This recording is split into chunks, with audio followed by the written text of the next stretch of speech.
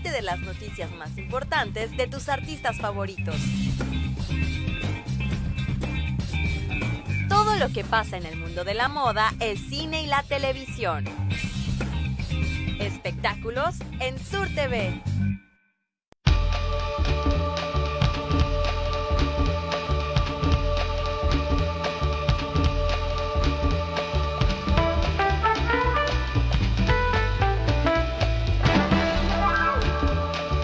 Sur TV, vive tu televisión.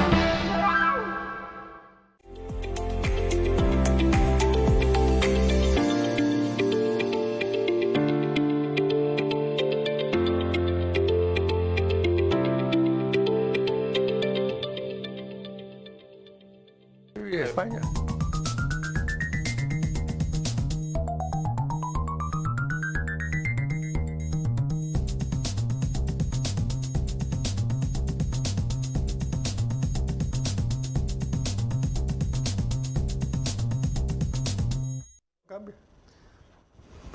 Muy buenas noches, bienvenidos a su programa Café de Nadie. Es un gusto que nos acompañen en esta transmisión. Y bueno, un placer saludar como siempre a nuestro amigo Octavio Navarrete Borjón. Octavio, ¿cómo estás? Muy bien, como el café de nadie, que ahora sí hay. Ahora sí hay café. Y bueno, en esta ocasión estamos de manteles largos porque estamos recibiendo a un gran amigo, maestro.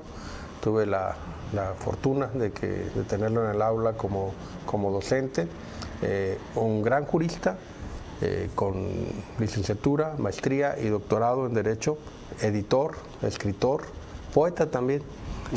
Y ahora incluso también pues está impulsando la producción de varios videos muy importantes para Guerrero, de los cuales también vamos a platicar, el doctor David Cienfuegos Salgado. David, un honor de veras. Enrique, muchísimas gracias. Un gusto. Octavio, gracias por la invitación y sobre todo por saber que es la primera vez que hay café y me tocó a mí. Te tocó. Qué bueno. Sí. Lo que no sabes es que tú lo vas a pagar.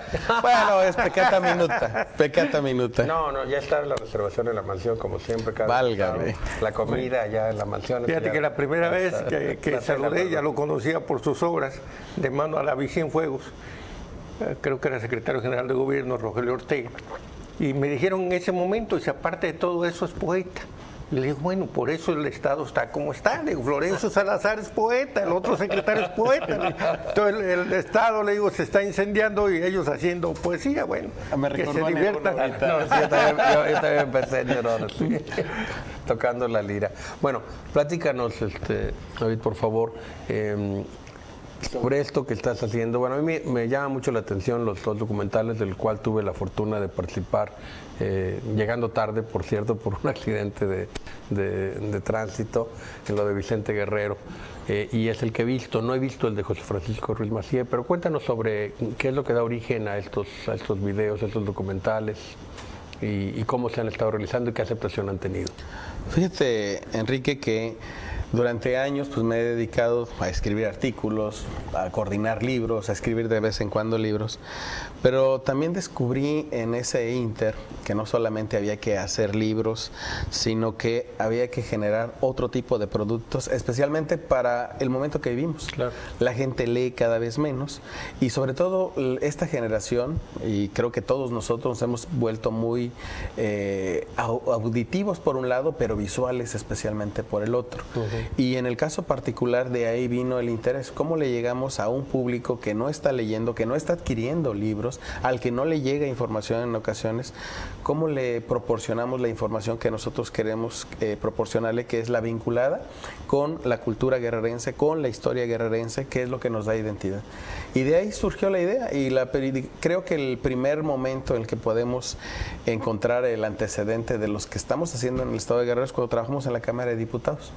Hace 3 años estábamos en la Cámara de Diputados y en una mesa se discutió la necesidad de hacer la biografía de un personaje que en aquel momento se estaba celebrando el bicentenario de su natalicio, que es Mariano Otero. Y dijeron, ¿y por qué no, además de la biografía, de rescatar sus obras, por qué no hacemos un pequeño documental?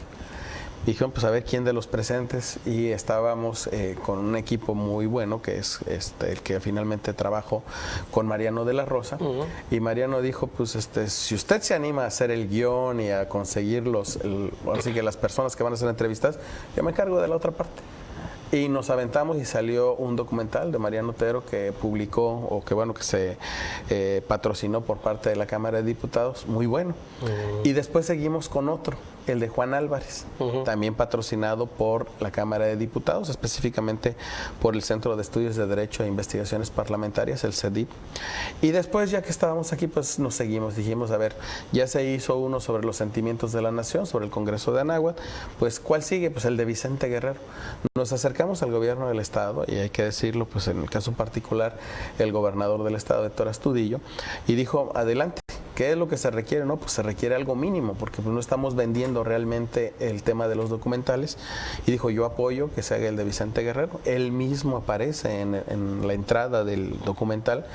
Y bueno, ahora queremos seguir con esta idea de sacar personajes guerrerenses, partes de la historia guerrerense.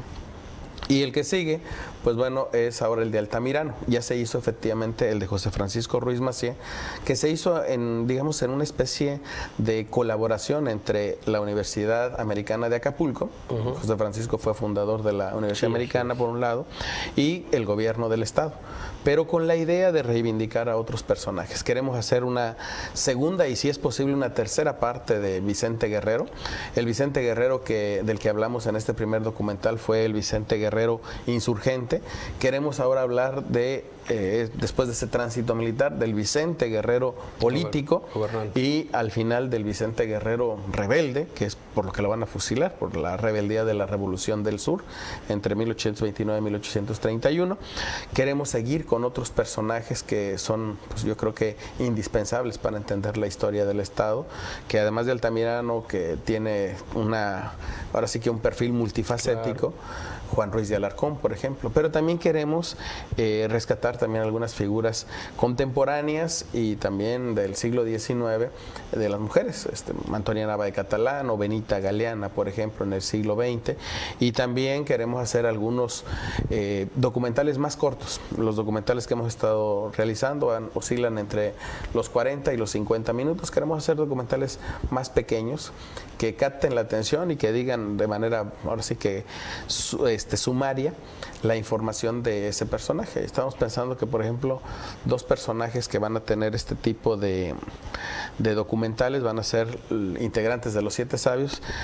Por un lado, Teófilo Olea y Leiva, y Alberto Vázquez del Mercado. Alberto Vázquez del Mercado. Fíjate, es algo que no se dice. El Estado de Guerrero, que sigue teniendo la tasa más alta de analfabetismo a nivel nacional, es el único estado que tiene 2 de los 7 sabios, porque cada uno era Manuel Gómez Morín, Moreno, Vaca y los otros Toledano, de diferentes partes, Lombardo Toledano, Antonio Caso, y 2 de Guerrero. Pero de Guerrero eran 2, Teófilo Leiva y el licenciado Alberto Vázquez del Mercado. Y hay políticos contemporáneos que son descendientes. Hay uno que es descendiente de los dos, hay 2 que son descendientes de los dos.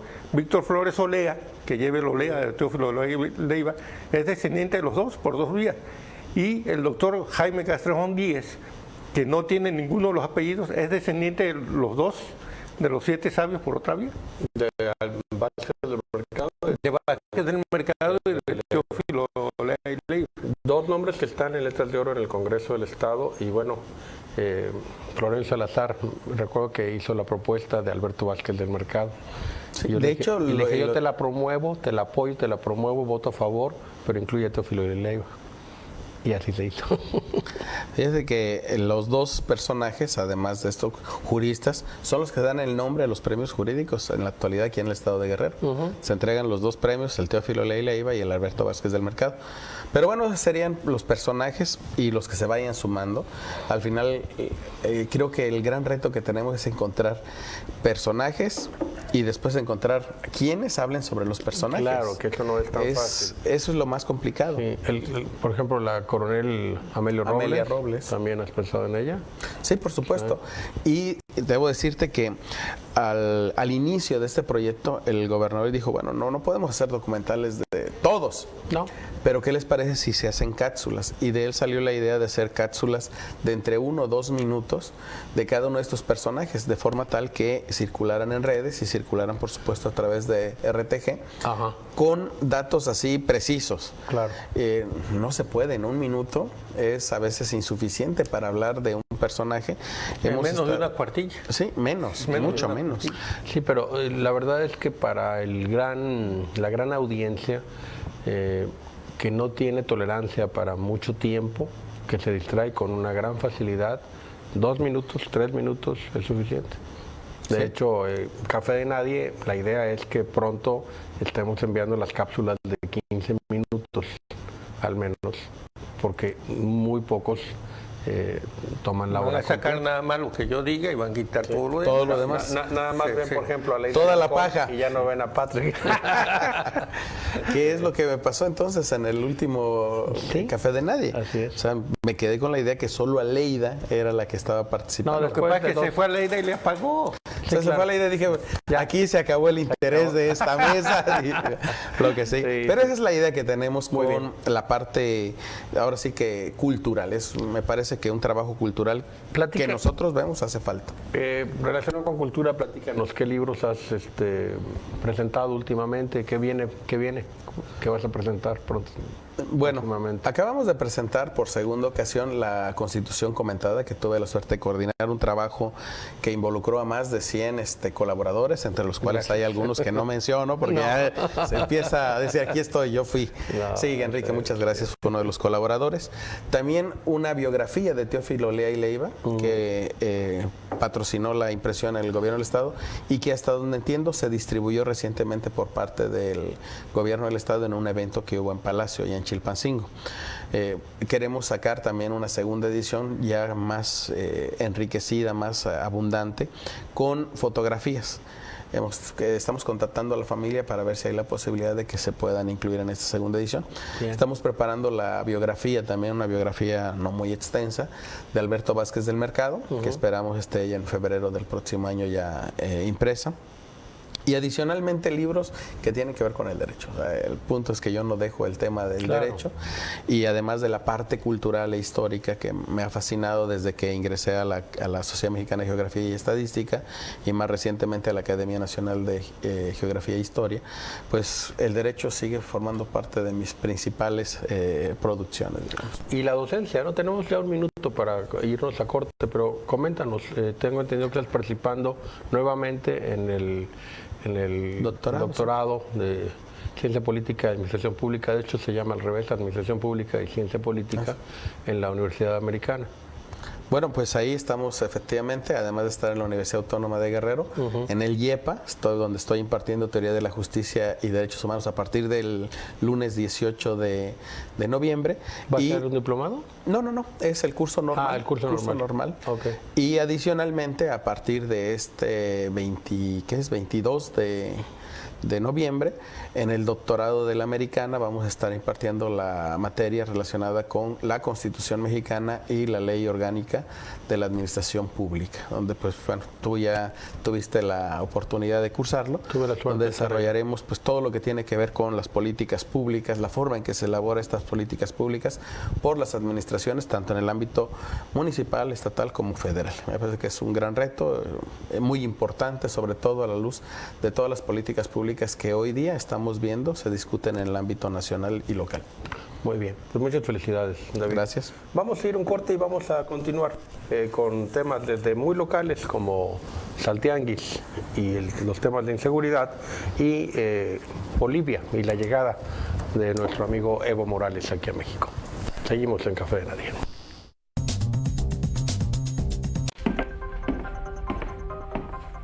La noticia se genera en todos los rincones de Guerrero.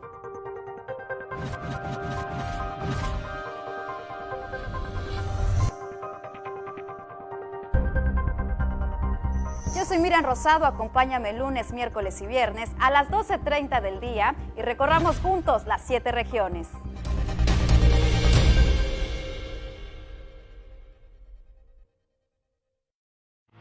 Cambiamos la vida de las familias. Llevamos por primera vez agua potable a zonas donde antes no había. Construimos espacios más dignos a través del programa Un Cuarto Más y se entregan estufas ecológicas. Hacemos lo correcto. Gobierno del Estado de Guerrero. Nos vuelve personas muy dependientes de la aceptación de otros. Cual provocaba que llamara la atención con facilidad respecto a su audiencia.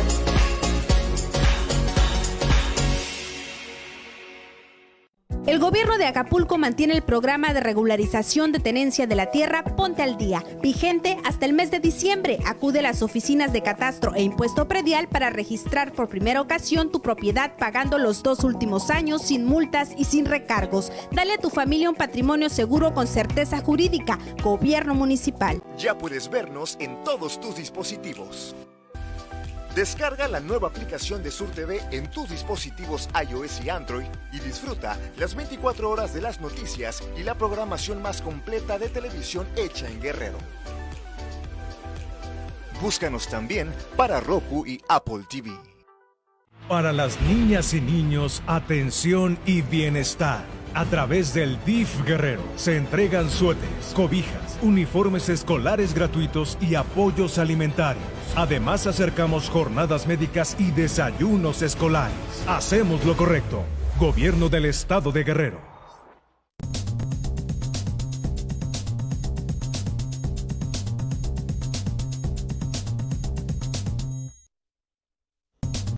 Gracias por seguir con nosotros. Está usted sintonizando Sur TV, este es Café de Nadie. Y bueno, nos acompaña en esta ocasión el doctor David Cienfuegos Salgado y Octavio Navarrete Gorjón. Y bueno, vamos a hablar de un pequeño poblado, Saltianguis, parte del municipio de Acapulco, que pues estuvo en manos del crimen organizado por mucho tiempo y que ahora al parecer fue rescatado. Y sobre el tema, Octavio, tú querías comentar al respecto. Bueno, hay una intervención ahí multifactorial de los órdenes de gobierno a los que les compete, llegan y rescatan 11 casas que tenían los delincuentes, les decomisan una cantidad enorme de armas, 35, 37 armas largas más chalecos antibalas 2, chalecos tácticos, y es un gran golpe, sobre todo en una zona donde hacía mucho tiempo que los que mandaban eran ellos y que estaba contaminada porque un grupo de los POEC se le estaba enfrentando a los dumbos y habían generado hasta bombas y carros incendiados. Entonces ese es un buen dato. Yo creo que políticamente lo que hay que interpretar es que hay un cambio, un punto de inflexión, hay un cambio y se está combatiendo, no es solo Saltianguis. Hubo un bloqueo en Petatlán y ya hay detenidos. Hubo un problema en Costa Chica y ya hay detenidos. Ahí en Saltianguis hay como 20 detenidos. 30. Entonces quiere decir que hay un punto de inflexión. ¿Cuántas veces estuvimos acostumbrados a que se mataba a alguna persona, se incendiaban carros, había videos y no pasaba nada? Hay un punto de inflexión, creo que se está desmontando los elementos de impunidad, la red de impunidad que había. El gobernador Astudillo se pone al frente, por ahí cometió un error su fiscal de ir con equipo táctico y portando una pistola. No una pistola, un R-15. Un R-15 y ese ha generado también controversia, pero una polémica. El hecho es de que la verdad hay que reconocerle a Jorge Uribe de los Santos que ha sido parte pues crucial de esta acción o de esta reacción ante el crimen organizado. La investigación de los hechos, el tener criminales vinculados al proceso, en este caso fueron 30, y en el decomiso, por ejemplo, encontraron 15 kilogramos de pólvora y los tubos de 1 metro de diámetro, sí, que hubieran producido un daño grave. O sea, hay que tener en cuenta que el crimen organizado es una línea muy delgada la que existe entre ellos y las acciones netamente terroristas, en ocasiones para buscar, pues, desestabilizar.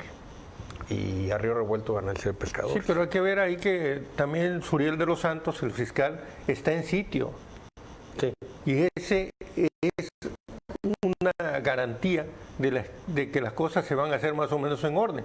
Porque ¿qué pasó? Los dos antecedentes que tenemos, Aguas Blancas. Rosendo Armijo de los Santos estaba en un motel de Acapulco cuando se estaba llevando a cabo del operativo que le tocaba dirigir.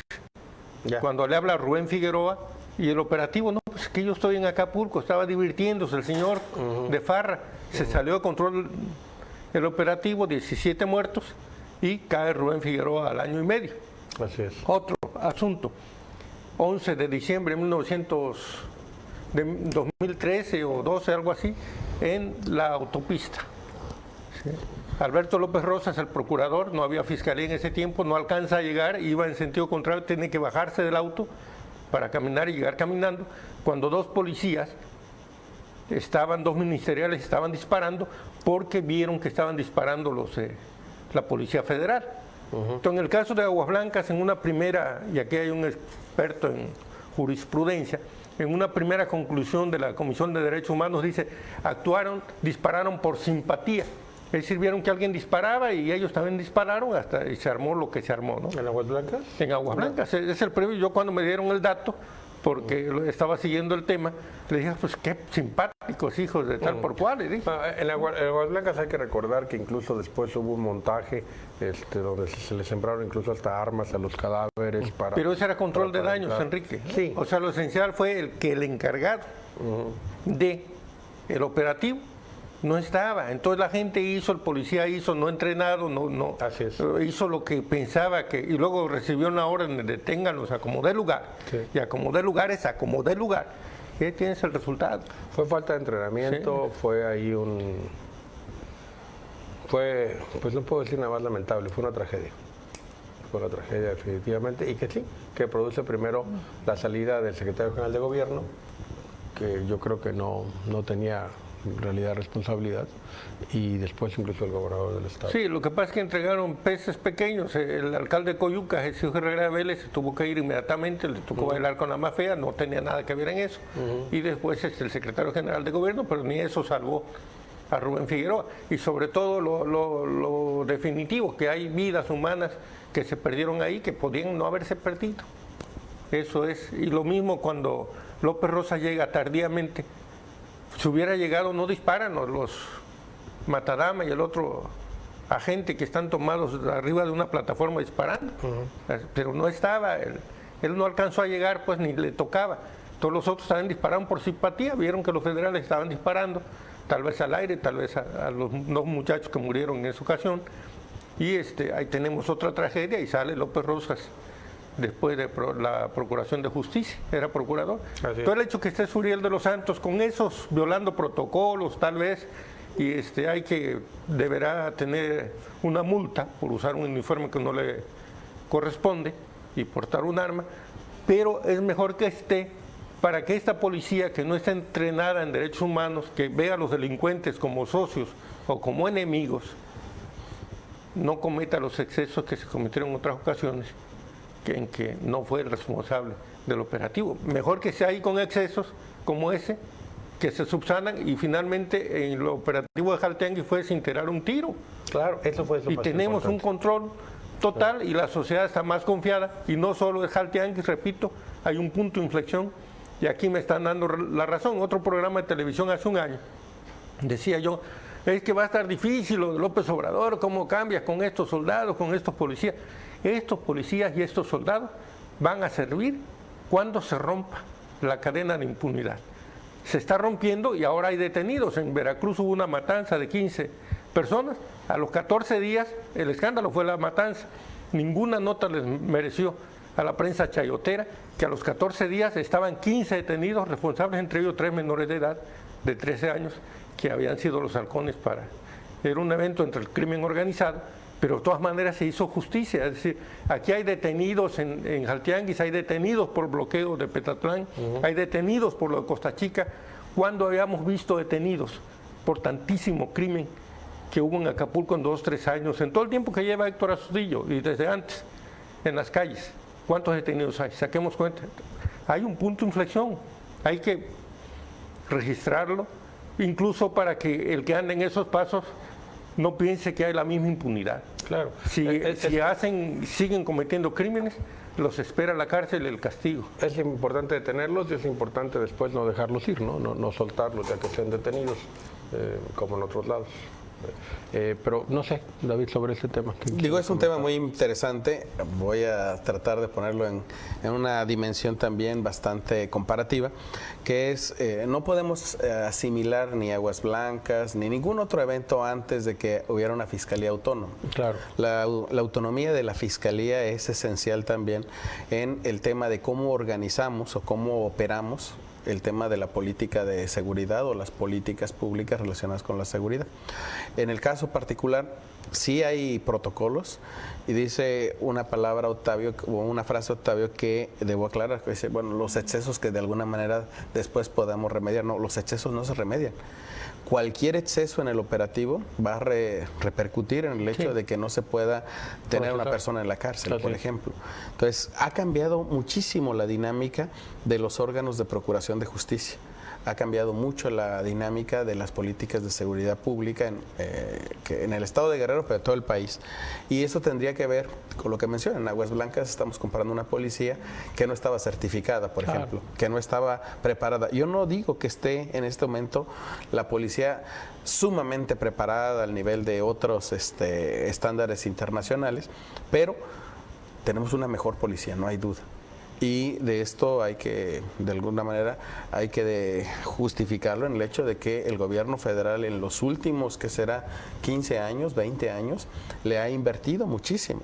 Que de toda la inversión mucho se ha dilapidado, mucho se ha simulado, es cierto.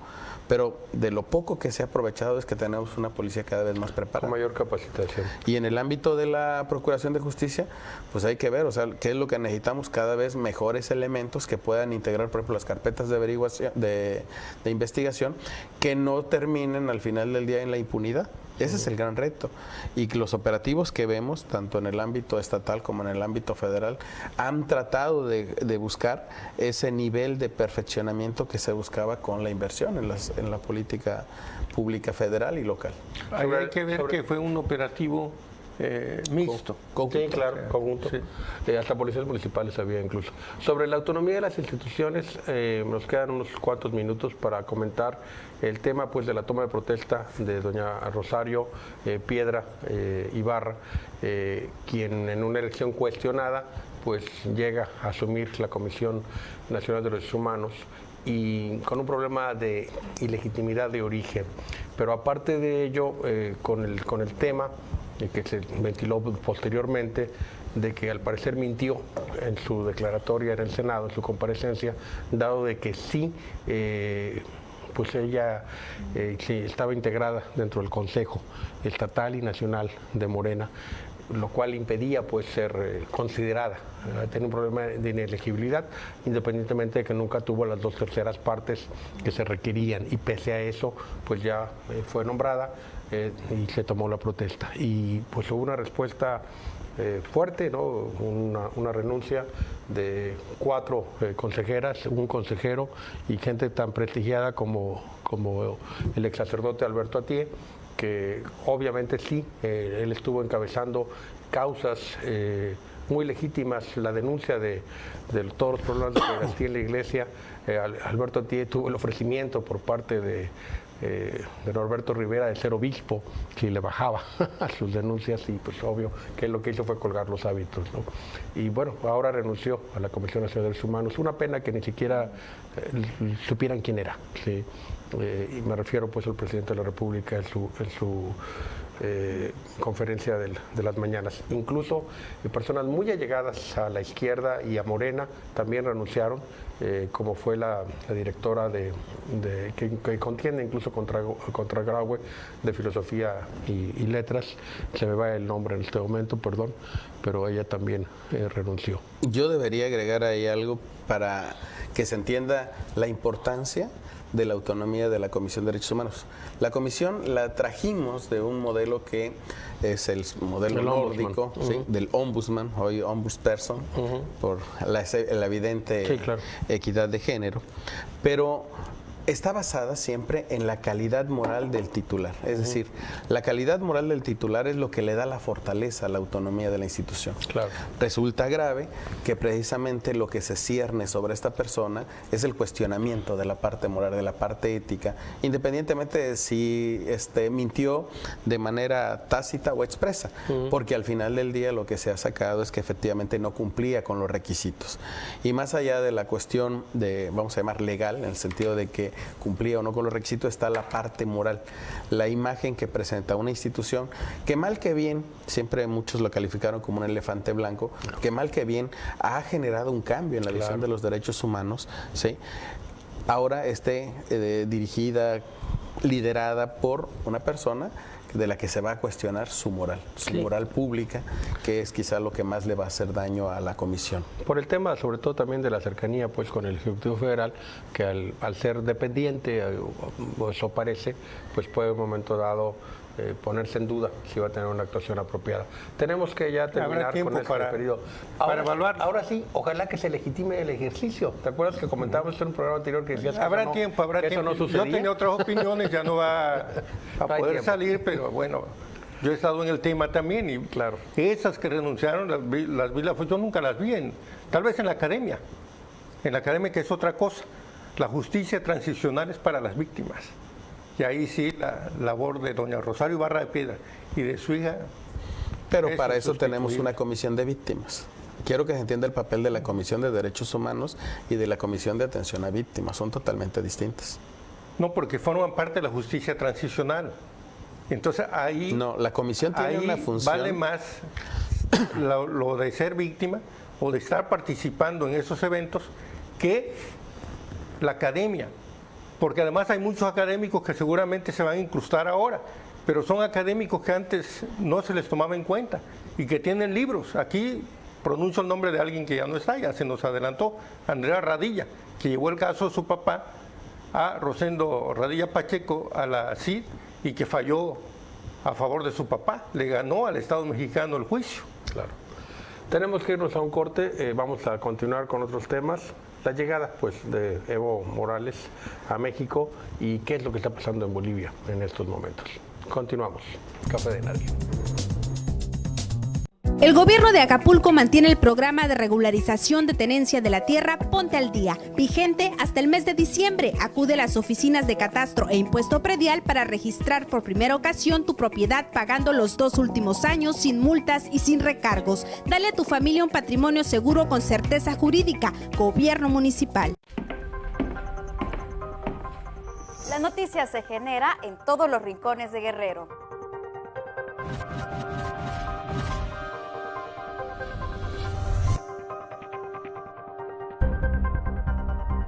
Yo soy Miriam Rosado, acompáñame lunes, miércoles y viernes a las 12:30 del día y recorramos juntos las 7 regiones.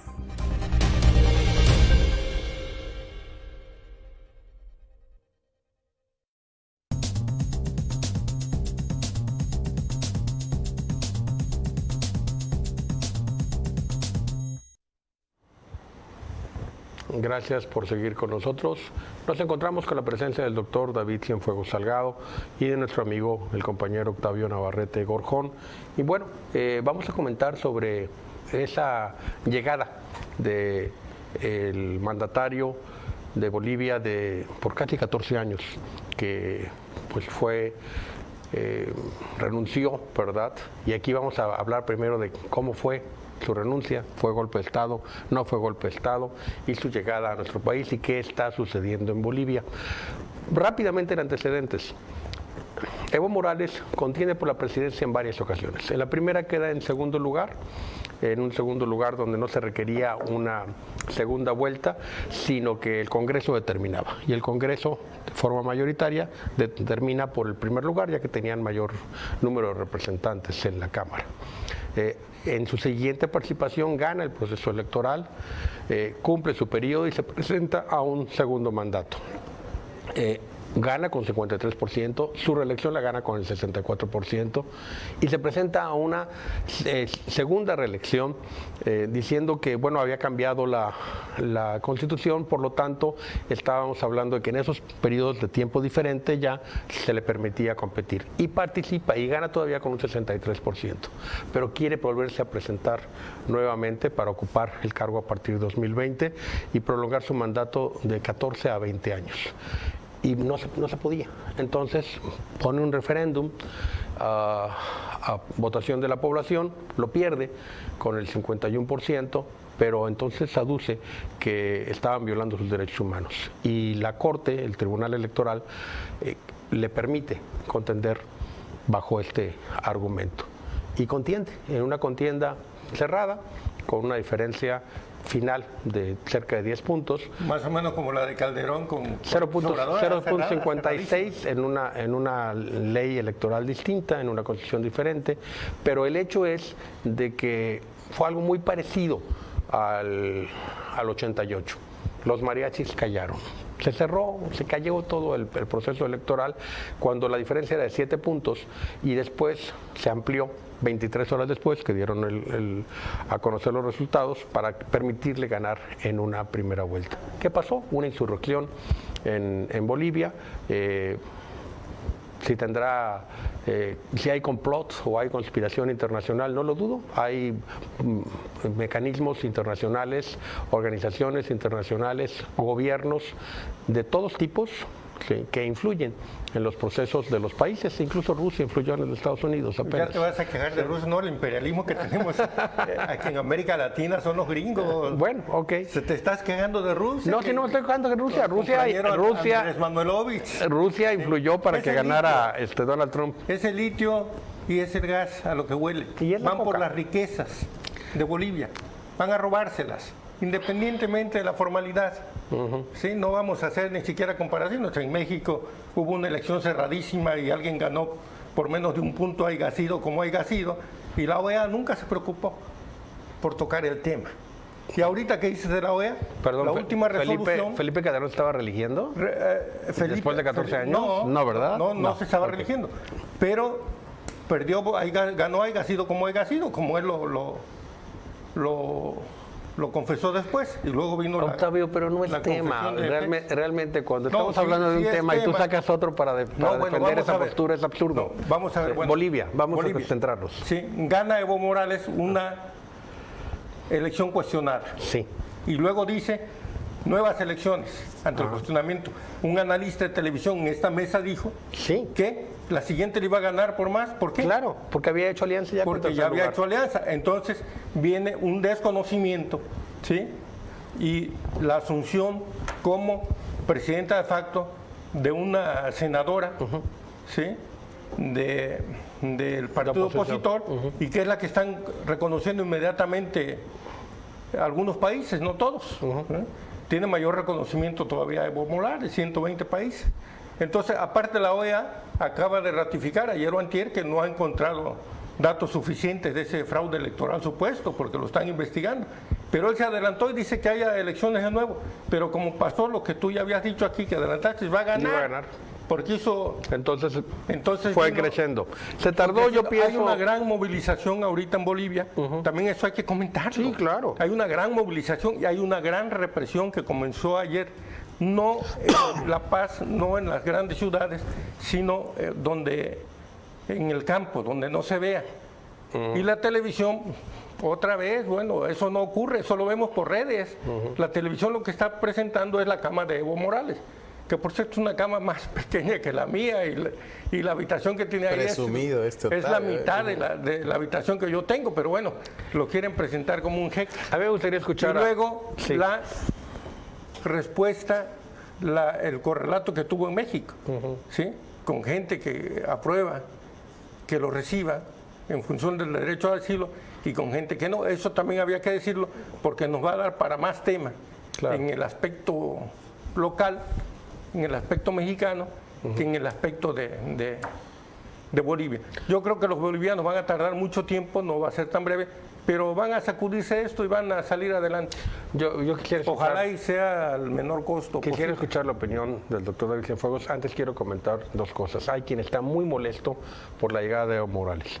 Yo primero creo que hay que dejar claro que la tradición del asilo, de proporcionar asilo político por parte de México, existe desde épocas inmemoriales, desde León Trotsky, y no le estoy echando la sal, y desde los niños de Morelia, y No, bueno, mucho y antes, grandes, del siglo XIX. desde grandes personajes.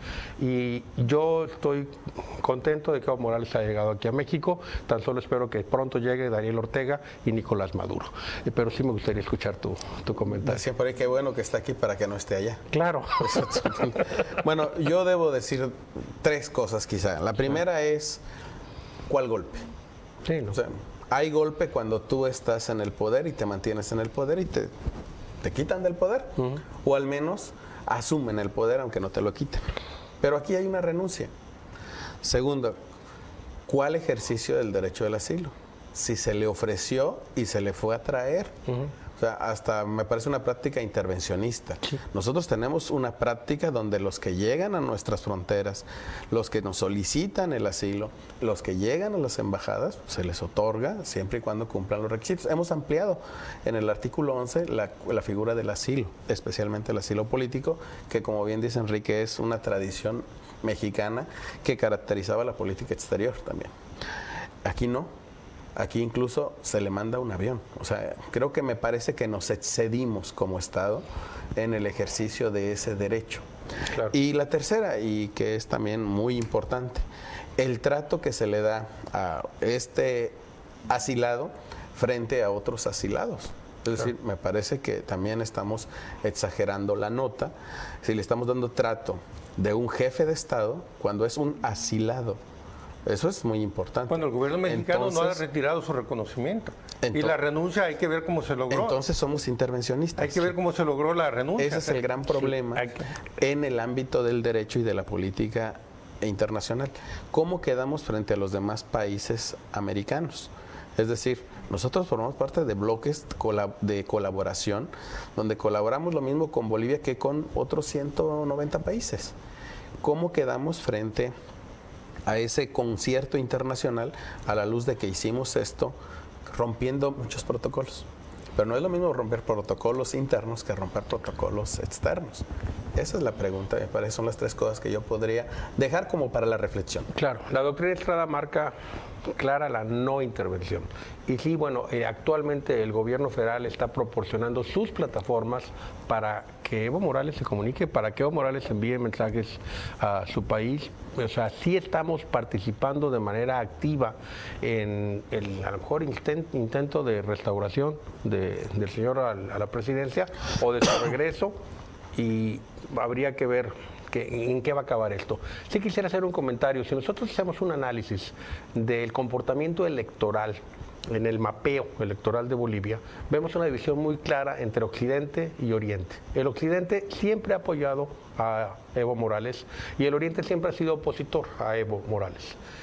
Ojalá que no terminara esto en una secesión como lo platicábamos fuera del aire, Octavio, pero sí es claro, ha habido de hecho un traslado pues de la gente de Cochabamba, de la gente de donde es originario Evo hacia la capital. Y bueno, pues hay que recordar también, y hay que decirlo aunque suene muy duro, cómo se restableció Bolivia económicamente, cuál fue el milagro boliviano. Pues la venta de la coca es real, o sea, la coca al sembrarla es legal. ¿Y qué pasa después de que la siembras? Pues la procesas y después se lo vendes. ¿A quién? Pues a los carteles. Y esta ha sido una de las maneras en que el Estado de Bolivia fructificó.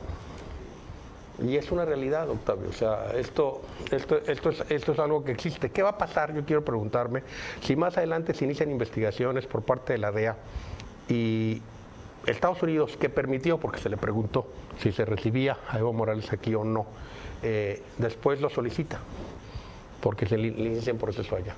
Entonces, ¿estamos fungiendo como huéspedes o estamos fungiendo como carceleros preventivos? Eso también sería otra posibilidad que sería lamentable. Pero no va por ahí. Mira, si fuera así, el Estado de Guerrero, con tanta permisibilidad que tuvieron los gobiernos priistas, que somos segundo productor de heroína después de Afganistán, no después de otro estado, después de Afganistán, de un país, pues estuviéramos millonarios. No, ahí hubo una atención social, hubo un gran desarrollo de infraestructura, ahí están los números. No, claro, ha habido crecimiento. Y la coca era desde antes, ¿y por qué no se reflejaba? Entonces, en un crecimiento como el que tuvo de casi 4.9%, durante todo el periodo de Evo Morales. No, Octavio, en esos 14 años creció en cerca de un 300% el área cultivada. Ahí están los datos. Pero ibas a comentar algo. Yo no entro al debate acerca de cómo se logró el desarrollo porque no lo conozco. Sí. Lo que sí es cierto es que Bolivia había crecido en términos económicos de manera impresionante, sí, y que ese crecimiento también de alguna manera se reflejaba en un desarrollo, que es lo más importante, claro, crecer y desarrollarnos. Pero sí me ocupo de lo que menciona acerca de que si el día de mañana no. Yo creo que si no lo han dicho ahorita, todo esto ya es especulación. O sea, si Estados Unidos no lo dijo en 10 años, en 13, 14 años, o sea, que nos salga a decir eso ahorita, pues puede decir cualquier cosa. Ya montaron algo donde está con el Chapo Guzmán y Escobar. No, pero eso es una fake news. De hecho, la desmintió Enrique en un chat de periodistas. Sí, pero yo voy a la otra parte. O sea, a mí me parece que estamos discutiendo cosas que no nos incumben en el sentido de qué es lo que va a pasar en el orden interno, y nos estamos involucrando tomando posición, involucrando en una política, ¿sí?, que no nos corresponde, que es la política boliviana. Claro.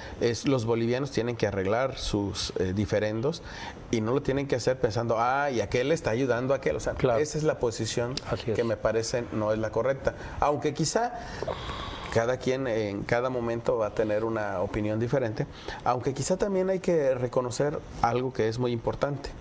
El tema ideológico que nosotros no hemos manejado bien aquí en México, que no lo tenemos definido, porque hoy nos burlamos de la izquierda. ¿Qué es la izquierda? Nada. O sea, dime qué es la izquierda.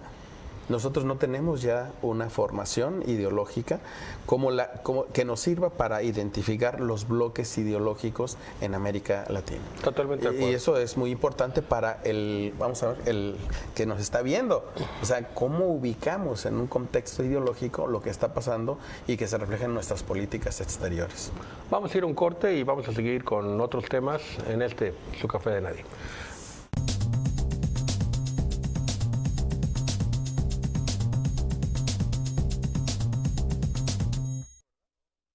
Los casos de violación sexual son urgencias médicas. Acude a cualquier centro de salud u hospital general. El personal médico te atenderá, informará, dará la píldora de emergencia y tratamiento profiláctico para evitar que contraigas VIH, SIDA o alguna enfermedad de transmisión sexual. Si estás embarazada a causa de violación, de acuerdo a la norma 046, puedes solicitar interrumpir el embarazo en cualquier hospital general de la Secretaría de Salud. Guerrero empodera. Alerta de género. Gobierno del Estado. Soy Mónica y tengo 30 años. Superé un accidente, tomé rehabilitación y aprendí a usar la silla de ruedas. Estudié ingeniería y desarrollé un sistema para silla de ruedas controlado desde un celular. Me titulé en la universidad y trabajo. He vencido todos los obstáculos que se me han presentado, menos los espacios sin rampas ni accesos para mí. Yo ya estoy lista. ¿Y tú? Conoce sus derechos y actúa. Fundación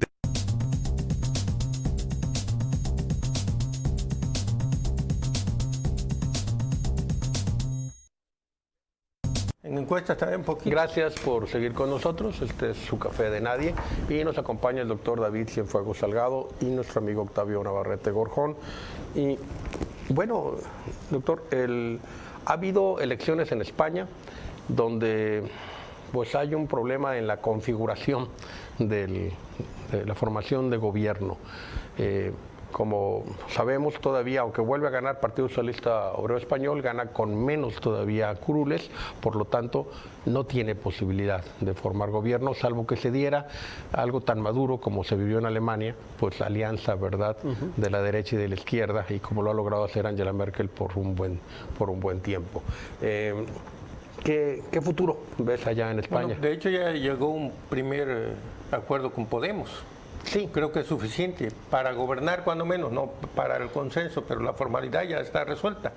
Sí. doctor. Bueno, yo creo que aquí Enrique es el experto en el tema político, en lo teórico y en lo práctico. No, en absoluto. No, claro que sí, lo he platicado contigo. Me parece que entender el modelo del parlamentarismo europeo es sumamente complejo a veces para nosotros, donde las alianzas se configuran no solo para nombrar a quien va a estar en la jefatura de gobierno, sino especialmente en lograr que la jefatura de gobierno vaya adelante. Claro, porque de nada sirve tener la jefatura de gobierno si el Parlamento, el órgano legislativo, al final del día no está a su lado para configurar el orden jurídico que necesita para gobernar. Entonces me parece que ahí el tema de las alianzas es muy complejo. Y yo creo que vamos otra vez a repetir. Yo creo que en unos 6 o 8 meses o un año, cuando mucho, estamos platicando nuevamente de los resultados electorales en España. Creo que no van a, hasta que se consolide una de las dos fuerzas y haya madurez por parte de los afines. A mí lo que me preocupaba, ya lo habíamos comentado, es el crecimiento tan importante que tuvo la extrema derecha. El crecimiento de Vox fue exponencial, o sea, más que duplica su participación electoral en número de curules. Pero eso está bien. En el caso de la izquierda, Podemos también avanzó bastante, no tanto como la derecha, pero sí avanzó bastante en una situación de transición que, al parecer, desde la caída de Franco, está irresuelta. O sea, hay constantemente eso que dice, dentro de un año vamos a tener otra elección. ¿Por qué? Porque no hay acuerdo, porque alguien renuncia, porque se pelea con el gabinete. Y entonces son equilibrios muy inestables de corto plazo. La derecha italiana, la democracia cristiana, pudo hacerlo, y es una genialidad que lo haya hecho, durante mucho tiempo, incluso perdiendo la elección. Cada vez que había elección en un tramo de 10 años o 12, las ganaba el Partido Comunista Italiano, pero nunca gobernó, porque entonces la democracia cristiana, que quedaba en segundo lugar, hacía alianza con maoístas, trotskistas. Entonces teníamos un gobierno demócrata cristiano con ministros trotskistas, maoístas o cualquier cosa que tuvieran un 0.05% en algún lugar, pero tenían ministros para evitar que el Partido Comunista Italiano tuviera el poder que nunca tuvo, aunque siempre tuvo Roma, la alcaldía de Roma en ese tiempo, con el Vaticano adentro. Que nos muestra, aprovechando el modelo italiano, que nos muestra cómo estos sesgos ideológicos en realidad hoy día carecen de referente porque hay intereses superiores al sesgo ideológico. Claro, así debe ser. Que es lo que vemos precisamente en España. Y España le está pegando lo económico. O sea, su flaqueza a la hora de elegir es el tema económico. O sea, ¿quién le garantiza un crecimiento como el que había tenido, digamos, a la sombra de la Unión Europea en las primeras décadas, y que hoy literalmente se está colapsando, pues porque otra vez hay un reacomodo, ¿sí?, de las fuerzas económicas. Se está acercando a Grecia, se está acercando a Portugal. Así es. Bueno, otro tema nacional. Cerca de 3,000 computadoras de Pemex fueron afectadas por un malware, lo que se le conoce como un ransomware, que es el acceder al control del dispositivo e impedir el acceso al usuario, salvo el pago de un rescate. Esto lleva más de una semana. Se calcula en cifras conservadoras que ha costado al país $50 millones, de 50 a 100 millones de dólares. 3,000 computadoras es el 5% de las computadoras que tiene Pemex, pero sí fueron algunas de ellas importantes para el tema de facturación. Entonces, para ofrecer los servicios, surtir, evitar el desabasto, ha tenido problemas serios. El origen de esto es el intento de ahorro en esa búsqueda del subejercicio que ha sido pues una de las estrategias de este gobierno federal, y dejar de pagar los conceptos básicos que son de seguridad, que no es el tener un Norton antivirus, es tener un blindaje contra piratas informáticos que se dedican a hacer esto. O sea, Pemex había sido atacada como 600 veces en el año pasado. Entonces era obvio que si en un momento dado te descuidas, bueno, pues estos pillos, que son criminales, hay que decirlo, pues van a ser de las suyas. Sobre el tema, doctor. Bueno, yo creo que es muy grave en el sentido de que, otra vez, no sabemos cómo administrar una empresa de las dimensiones de Pemex o la Comisión Federal de Electricidad, que requieren efectivamente de estrategias de protección de toda la información digital, ¿sí?, superiores a las que nos imaginamos nosotros con un solo antivirus. Claro. Este chantaje, porque en realidad es un chantaje que bloqueo el acceso a tu información, quieres acceder, págame. O sea, es un chantaje vil. Claro. Y requiere... No está destruida. No hay nada de destrucción, simplemente... extorsión, decías. Extorsión, perdón. Sí, o sea, tenemos una libreta nosotros y le ponen un candado. Y quien tiene la llave para abrir el candado es el que dice, dame dinero, te doy la llave. Este ejemplo, ahora multiplíquenlo por los cientos de miles o millones de datos que se manejan todos los días en una empresa como Pemex. Sí. O sea, es impresionante. La propuesta inicial no la conozco. La segunda propuesta fue de 4 punto y tantos millones de dólares. La primera creo que era inferior. Pensaron tal vez en la extorsión. Si se hubiera resuelto en ese momento, a lo mejor ya nos hubiéramos enterado. Y le hubiera salido barato. Le hubiera salido mucho más barato. Pero pues, se mantuvieron. A veces es una buena estrategia, ¿verdad? No ceder, ¿verdad? Actos terroristas. Pero finalmente, después ya vino la propuesta de cerca de 5 millones de dólares, que es la segunda más alta que ha habido hasta ahorita a nivel internacional. Y pues ya tuvo un costo importante. Lo que me inquieta es que se tardaron cerca de 5 días en hacer la denuncia ante la Fiscalía para que interviniera la Policía Cibernética. O sea, no entiendo. O sea, si había habido una afectación y se decidían a no pagar, pues la denuncia tendría que haberse presentado en el momento. Para tratar de desactivar y tratar de buscar, pues, gente capacitada para poder desviar el asunto. No es fácil, una vez que ya está encriptado, es muy difícil que puedas liberarte de ello. Si tienes el riesgo de perder, si no tienes respaldados los datos, pues pierdes una gran cantidad de información. Es parte de la disciplina que se tiene que realizar en cualquier empresa y que usted tiene que hacer en su disco duro, ¿no? de guardar información. Quizá el rubro no es solo la negligencia, porque sí hubo negligencia en el sentido de informar e iniciar las investigaciones pertinentes e incluso solicitar colaboración de policías de otros países para identificar de dónde viene ese ransomware. Pero quizá el problema principal es la ineficiencia. El pensar que quitando estos gastos absurdos de antivirus, por llamarlo de alguna manera, íbamos a tener un mejor desempeño de la empresa, quitando no sé cuánto cueste en Pemex, pero es que cuánto representa la información, o sea, cuánto estás dispuesto a hacer para proteger esa información.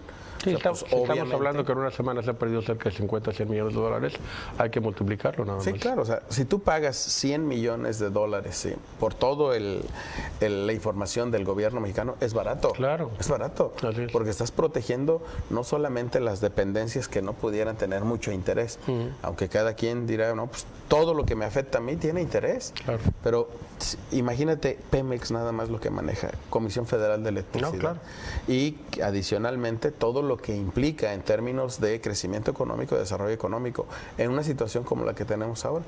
Yo siempre he dicho que uno de los temas en los que se debería invertir en cualquier país siempre es educación y cultura. Bueno, una administración en lo que debe de invertir es en la protección siempre de los archivos públicos, de los datos con los que trabajan el día a día, y que aquí lo vimos, o sea, no tenemos esa cultura. Hay que ver si hay seguros, ese es un dato que no tenemos todavía.